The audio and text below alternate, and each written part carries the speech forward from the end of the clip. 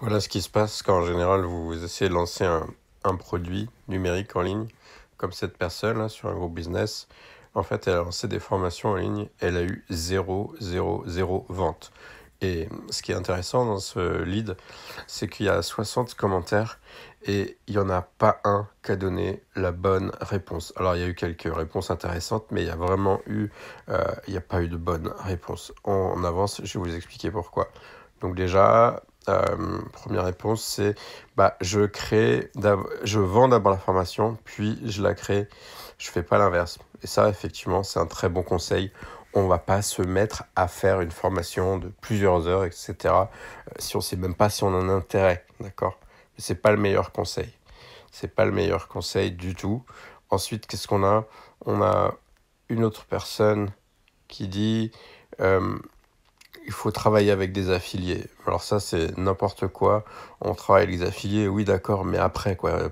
C'est vraiment pas le sujet, quoi. Là, c'est mettre la charrue avant les bœufs. On met pas de partenariat au début. Pas du tout. Euh, ouais, se concentrer sur une seule formation. Je suis assez d'accord. Alors, ensuite, donc, je vends des formations d'éducation canine. D'accord. Et on va même pas aller voir la page, le design de la page. Vous pourrez y aller si vous voulez. Alors après, je suis assez d'accord avec ce qu'elle dit là. Il y a pas de big ID, ça c'est sûr. C'est-à-dire il n'y a pas de mécanisme unique. Effectivement, le call to action, il est tout petit. Donc ça aide pas. Donc ça c'est intéressant. Là, on est vraiment focalisé sur la big ID. Donc oui, c'est vrai, il faut qu'il y ait une big ID, mais c'est pas le truc le numéro un le plus important. Et c'est pareil, il faut aussi savoir ce que le client va acheter. Là, je suis d'accord. Là, si on sait pas, ça marche pas. Qu'est-ce qu'on a ensuite d'intéressant? On a mettre une stratégie, mettre le lien de tes funnels. Alors attendez, il y a des pubs qui mènent vers une page de vente. Ok, donc c'est un peu ardos, c'est pour ça que ça ne marche pas, quoi.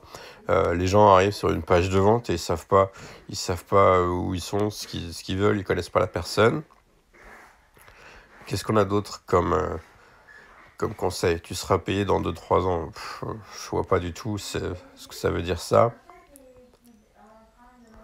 Un manque de branding, ça c'est vraiment pas le principal, quoi, le branding. Alors il y a des pages de vente qui vendent des milliers d'euros et qui ont vraiment pas un branding terrible, qui sont même juste en mode texte. Donc le branding c'est important, mais à ce stade c'est pas ça.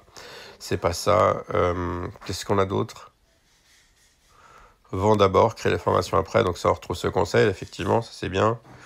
On voudra un audit gratuit, ok. Créer une audience sur YouTube, publier des contenus. Effectivement, ça peut être intéressant sur une stratégie à moyen terme. Créer un mot-clé, ok, mais on retrouve toujours pas la bonne réponse. La pub, la pub sert à rien si on chauffe pas le prospect. En effet, il faut créer un contact. On sait que pour vendre, il faut entre 7 et 8 contacts avec une personne ou plus selon les sources. Point de contact.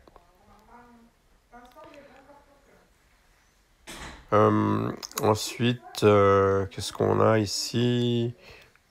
Le branding, des tunnels de vente. Ouais, ça c'est pas. Ça vient après. Ah, voilà, enfin, un élément de réponse, l'avatar.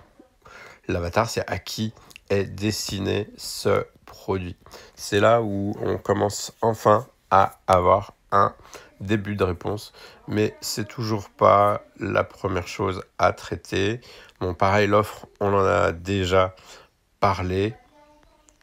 Tunnel de vente, ça se voit après, et le trafic aussi.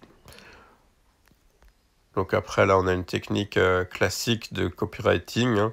C'est-à-dire tu essaies de le faire par toi-même et bon courage, gratuitement, tu prends une formation, ça va être dur, ou sinon tu bosses avec moi et là, ça va être facile. Ça, c'est classique. Alors, on est toujours là-dessus, voilà. Donc en fait, qu'est-ce qui manque? Est-ce que vous avez trouvé la réponse? Qu'est-ce qui manque vraiment? Qu'est-ce qui pousse à l'action, d'après vous? Qu'est-ce qui pousse à l'achat?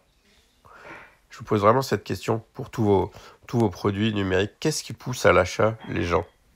En fait, les gens ne vont acheter votre produit, quel qu'il soit, si ça répond à un problème dur, un problème difficile, un problème urgent et un problème réel. Si c'est pas un problème qui est difficile pour eux, quelque chose qui les empêche de dormir, ils achèteront jamais. Si c'est pas urgent, c'est-à-dire que s'ils peuvent, il n'y a pas de raison qu'ils doivent régler ce problème, aujourd'hui, demain ou dans la semaine, et non pas dans 100 ans. Si c'est dans 100 ans, ils passeront pas à l'action, ils procrastineront. Et enfin, un problème réel, c'est quoi? C'est est-ce qu'ils ont vraiment conscience du problème? Quel est leur niveau de conscience du problème? Et c'est à partir de ça seulement qu'on bosse sur tout le reste, une partie de ce qui a été dit là.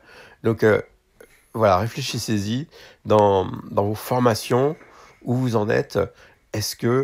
Quel est le problème que vous réglez? Et est-ce que le problème est difficile, urgent et réel?